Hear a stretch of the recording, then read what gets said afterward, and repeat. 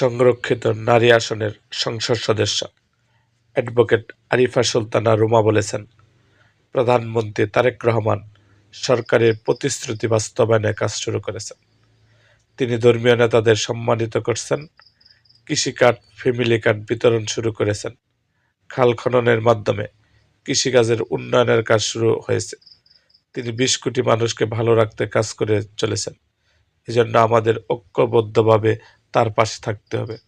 যারা পাবনা 3 আসনে ধানের শীষের ভোট দেয়নি, তারা এখন আফসোস করছেন।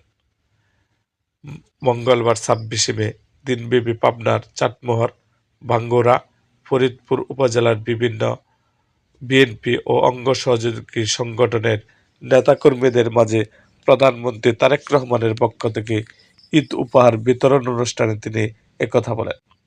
এমপি রুমা বলেন, তারেক রহমান এর হাতকে শক্তিশালী করলে সবাই ভালো থাকবেন।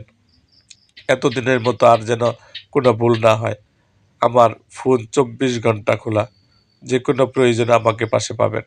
সুখের দিনে না পারলেও দুঃখের দিনে পাশে থাকব। তারেক রহমান দলের নেতাকর্মীদের জন্য ঈদ সালামি পাঠিয়েছেন, সেটাই হোক, সেটা গ্রহণ করে তাকে সম্মানিত করবেন। এটাই নেতা, এটাই তার বৈশিষ্ট্য। তিনি তার দলের নেতাকর্মীদের ভুলেন নাই।